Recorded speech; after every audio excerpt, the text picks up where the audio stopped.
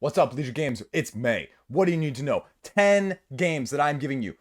10 games? 10 games that you should know about in the month of May. Now, again, overall, the month is not nearly as big. But let me tell you, some of these names are definitely going to test your resilience on not backing things. Because I'll tell you right now, the last 2 weeks of April, whoo dog, I'm backing stuff and I was not expecting me backing stuff. So let's go right into it. As always, Patreon below. Help me out, small guy doing big things, big aspirations.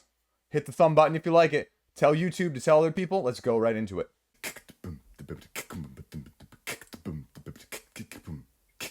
Just kidding. We were going to go to the small screen, in-screen, but we're just going to go right in person instead. This is Raw. New edition, 25th Century Games. It's freaking sweet. This is in the top Board Game Geek 200. There's a reason it's not any higher, and that's because it's from 1999. It's not all the hotness. Well, now a whole new generation is going to discover the awesomeness that is this set collection, auction, press your luck style game set in Egypt, which, again, we don't have enough Egyptian games in that setting, and this just works. It works, folks. Let me tell you why. It's a Nizia game. It is absolutely, utterly fantastic. And these pieces, let me show you the raw figure. Look at this thing. This thing is massive. Yeah, massive mother of a wooden block, essentially. You know, you could, anyway. But that's the essential thing that you're getting here is a reskin, not really re-theme, but a better, prettier, more aesthetically pleasing version. I mean, these are the tokens that you're going to be using for bidding, right? And these are freaking awesome. So it is just overall top-notch great. And this auction tile bag is massive. Again, look at how big this is. So let's pull up the page really quickly. There's not a whole lot on it right now, but it appears to be launching now actually on the 5th, and we'll see what else they've got in store for us. Here you go. You get a free enamel pin if you're following like one of the other 7,700 as I am doing right now, but that's about all that's on the page. So that's about all you need to know. I think this is basically as close to a production copy as you're going to get. The only question is whether or not it's going to be before the end of the year when you can get it, given all the logistics that are coming with production and transport nowadays. And yeah, it plays anywhere amazingly well. And I would say at all counts, player counts of 2 to 5. That's about it, right? The essence of this game is that you're drawing tiles from the bag, pressing your luck until raw, then you go around and bid, and who gets those tiles are given to one side or other of the scoring board, and then you set collect at the end of all 3 rounds, but especially the most at the end of the 3rd round. There's more nuance to it than that, but that's it in a nutshell. And again, if the price point's good for something like this is going to do gangbusters. You guys should be seriously thinking about this. This is the only auction game I have in my collection. Well, I take that back. I have Isle of Skye. That's an auction game as well. But this is sort of like the grandfather of all auction games, and that's why I love it, and that's why you should seriously consider getting it. I'm a new convert, 25th Century Games. Boom. Rah. There you go. That's first up. Next up, also launching on the 3rd is Euthia, Torment of Resurrection, with a new Fierce Powers expansion. Now, this one sort of flew under the radar the first time around. It was a little bit poo-pooed, but it still did gangbusters in terms of funding for a first-time, I believe, creator, as well as first-time game in this ilk. Because, as I said in the upcoming video yesterday, this is sort of like when Michael Jordan retired, everyone was always looking for the next MJ. Or even before Michael Jordan retired, they were looking for the next MJ. Anthony Hardaway, Vince Carter, Kobe Bryant, LeBron James, all were compared to the standard bearer. And in that ilk, all are compared to the father of all, especially in the solo mostly side of things of Mage Knight. And people are saying that this rivals Mage Knight, especially on the solo aspect of an RPG, build your character up, travel across the land in a sandbox setting that is enjoyable without being too overwhelming, although it is massively, massively overwhelming if you're not paying attention to what you're getting yourself into. I've heard even the unboxing and sorting will take you a couple hours of punching and sorting and doing that side of things. So again, it's going to be a pretty price point. You get a free mini expansion if you're following as well, and returning backers are getting rewarded for their first time around of €10 discount, which is not insignificant.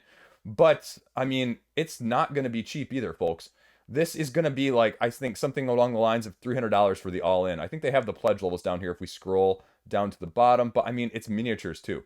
So Fierce Powers content. Again, how much bling do you want? Modular mapping. I mean, this is a game that I look at and I go, you know what? I would love to get this game. I don't know if I'd ever hit the table, but this is like a ideal, I love gaming, I want this game, especially if it's being compared to what Mage Knight actually is. Again, Crawling Shadows expansion as well. Sorry, forgot about that. Enough video that you need to know about right there, and a couple languages, and more than enough video content for, wow, that is a ton of video content. Well, anyway, I'm done talking about it. Go check out those videos, or go read some of the reviews on Board Game Geek, because it is very, very highly well thought of already at this point. And this time around, we'll just have to see how it does this time around, because we also have seen the Gamefound effect with some of these campaigns that are going over there.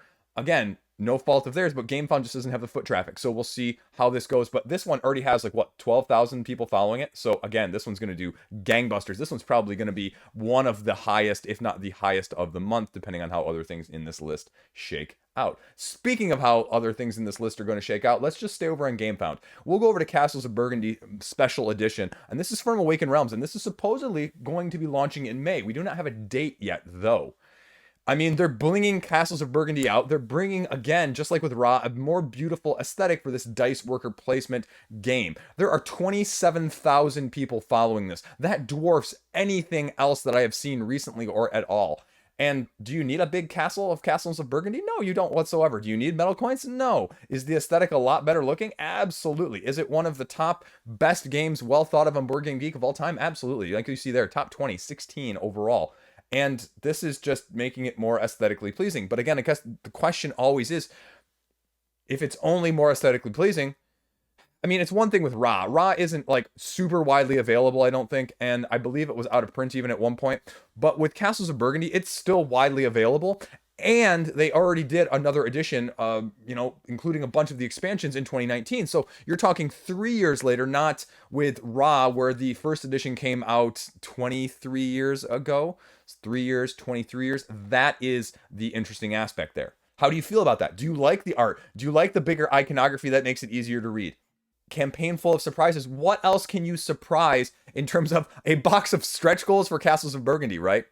I have no idea. Is everything going to be miniaturized? Are we going to see super, super flashy dice? I mean, I don't know, but that's it. That's all that's on the page. I'm assuming more stuff will leak out. They've already done a couple votes on terms of the art aesthetic. So we'll see what happens, but it's going to be interesting. There you go. That's why it's number 3. Let's go to number 4, because again, this is the only thing that might rival it in terms of money this month, in terms of Euthia and Castles of Burgundy. And that is an IP that is well beloved online for many, many, many, many years, as we just talked about with Ra being old. Well, RuneScape, is RuneScape. This was actually originally released just after Ra in 2001, and it's been around for 2 decades. RuneScape is 2 decades old. If that doesn't age you or tell you how old you are or feel, well, it should, because I'm there. But that's the question, is what are we actually going to get with this? It's a tabletop role-playing game where you're going to, essentially what it says is create your own unique and exciting quests. Let's go to the full announcement so we can get the full details here. But again, there's not a whole lot of detail. All we know is that it's going to be on the 31st. But apart from that, there we go. Now, they're going to be giving us a tabletop RPG as well as a board game. So how do you feel about that if you're RuneScape or old school RuneScape with some of those aspects? Is it going to take all of the things that has kept this game around for 20 plus years or not? Now, we've seen Steamforge, because it's coming from Steamforge. We've seen several of their more recent projects really do a lot better. Devil May Cry, Bardsong, the Resident Evil, but everyone always associates them with Dark Souls and Horizon Zero Dawn. And you know what? It's going to be very telling. Bardsong right now is getting overall relatively positive endorsements. I mean, again, after looking at the rulebook, it wasn't anything game-breaking, brand spanking new. It was more RPG D&D meets dungeon crawl with a few roguelike aspects that are involved in it.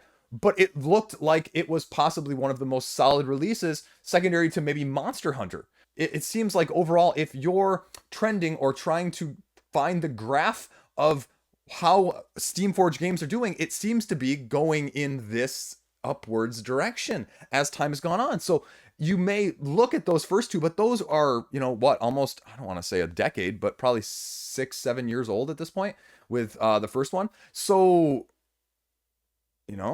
everybody's worth a second chance. And, second, third, I mean, this is a definite improvement overall from their game studios. And so, again, we're just going to see, because I think you have to feel like, even though Monster Hunter is not in people's hands yet, the hands-on that people had at that time, which they have done more and more of in these campaigns, is also going to be a positive because people have seen the improvement hands-on already. That's why Monster Hunter did so well. It wasn't just because of the Monster Hunter IP. It's because of all of the information they put out there in advance to tell people, hey guys, this is what we're doing gameplay-wise, not just IP-wise. So there you go. That's launching on the 31st. Now, speaking of other massive IPs, we're going straight to Gotham City, and we're going Gotham City Chronicles, which is launching a week earlier on the 24th. Now, this is Season 3. Speaking of fall-off, Season 1 to Season 2 was a massive fall-off because some of the original concerns, faults, and just problems with the overall picture of things. The first season, which I was an all-in backer of, it was more a puzzle game rather than a sandbox style quest, do it yourself, bang 'em up Batman, which is what I think people really wanted and expected. And also the learn to play was awful. And so they have done a complete 180, Monolith has, and they have hired Paul Grogan for not only making the ease of gameplay much better, redoing the rules completely, player aids, everything else that should have been there the first time around. And they're doing a little bit of new stuff as well, and they're making it less of a puzzle and more of a not optimization. And that's what I mean by a puzzle. I mean, it was a pure optimization management style game, more like City of Kings, which again, I think what personally I was not a fan of it at all because you either did it one way or it was fail. And that's sort of what Gotham City Chronicles was Season 1, essentially. And now with Season 3, what are we getting? Again, Paul Grogan. Boom, boom, boom, boom, boom. They're doing it earlier. They're putting it out beforehand. A reprint of Seasons 1 and 2. They're going to send a survey out in the next week or two, actually, from this video in terms of what do people want to see. Are they going to reprint it all? Are they going to reprint some? Sort of like they did with Mythic Battles Pantheon. And then what are you getting actually in Season 3? A solo co-op mode. That's awesome. Because it was head-to-head. It's one versus all, essentially, sometimes. Most of the time. Or versus. And getting a cooperative really is what people wanted. I mean, I look at now Batman the Animated Series, that IDW, the defunct IDW series, that people really are liking. And it's cooperative, right? And it's also one versus all. And it's got the co-op. And the co-op is massive if you can do all co-op. Solo, again, take it for what you will. I don't view this as a typically solo game first at all. But if you can add it, I mean, you're probably, without stretching things too far, going to get more people as well. And they're just redoing a little bit else. Gotham City in Flames, it's a new expansion, the largest ever expansion released. And it's a branching campaign. Or one-shots, depending on how you feel. And 2 different endings, each with a secret supervillain, mystery box waiting to be revealed. I'm looking at you, Oathsworn. And then we're also going to have powers, and sort of like Marvel United, where they have done with the anti-heroes or the heroes in Marvel United X-Men, giving them each more unique abilities to represent their unique capabilities, more open scenarios like I mentioned, victory point system. So that right there is almost enough to get me considering to be back in combination with Paul Grogan. If it's not a pure optimization puzzle.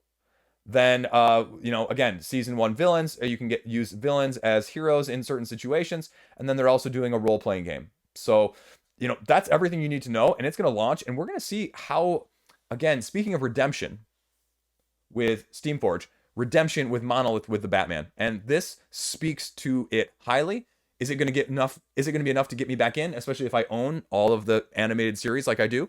I don't know, but I'm going to give it a harder look than I was expecting before they announced this. So there you go, launching on the 24th. Next up, we have The Breach. This is coming also from a very well-known studio. This is coming from Ludus Magnus. You may know them from several of their other bigger projects. The most recent was Black Rose Wars Rebirth and Nova Aetas. So this is more of their foray into the cyberpunk world. This is The Breach with some cyberpunk sci-fi elements. They've been doing slow releases over on Facebook in terms of some of the content and some of the contests in terms of puzzles.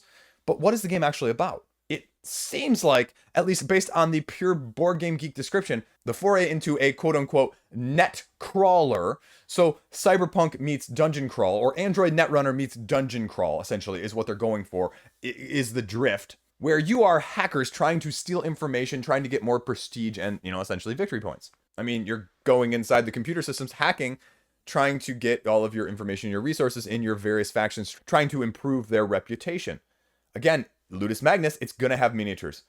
They just posted that they are doing or sending out the prototypes like right now. I would love to get my hands on this one. I do not think I'm on the list though. Shout out to Ludus Magnus. However, it's launching on the 24th, going head to head with Batman on that day. Now, again, how different is this? We just saw Tamashii from Awakened Realms doing something sort of similar, because they talk about also having several different mechanisms in this game. Set collection, modular boards, variable player powers, you know, so there is some overlap. How different is it going to be from the project formerly known as Gaijin?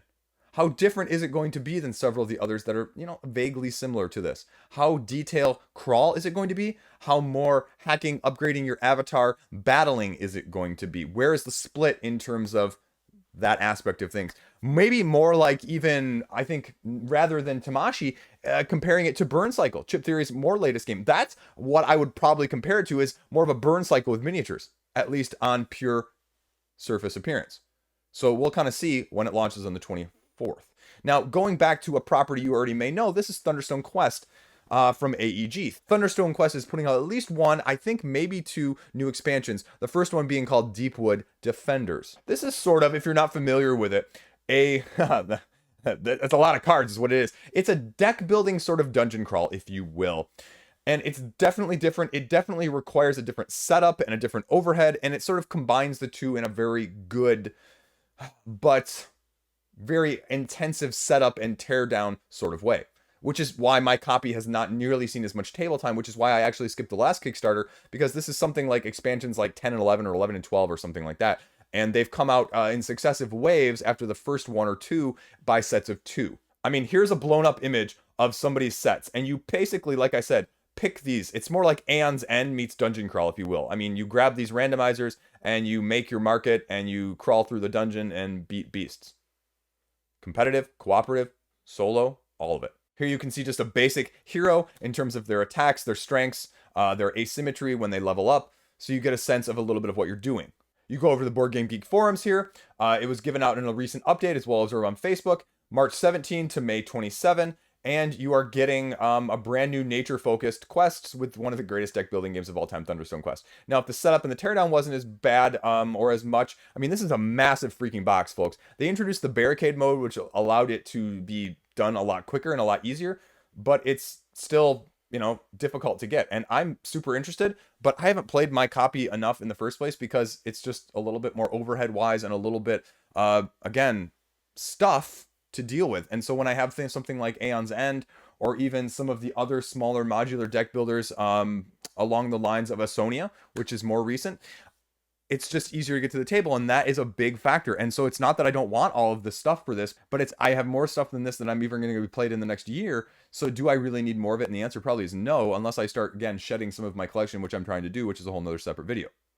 But this is launching on the 17th, like I said. So if you're interested, I'm sure maybe you can get the rest of the stuff, or some of the stuff you maybe missed on previous campaigns, on that campaign as well, or maybe in the Pledge Manager. But AEG has been pretty good about that, so take it for what you will. Now, next up, Portal is venturing into the open world campaign narrative style games, and this is Thorgal. We don't actually have a release date yet for Thorgal, but with the other Portal games all having been recently on Gamefound, I would imagine it's going to be launching sometime on Gamefound this month as well. This is based off of Norse mythology, open campaign world game where narrative and morality will carry over and matter throughout the game. It's going to have 10 scenarios, it says, that are each going to run you anywhere between 90 and 120 minutes per scenario for 1 to 4 players.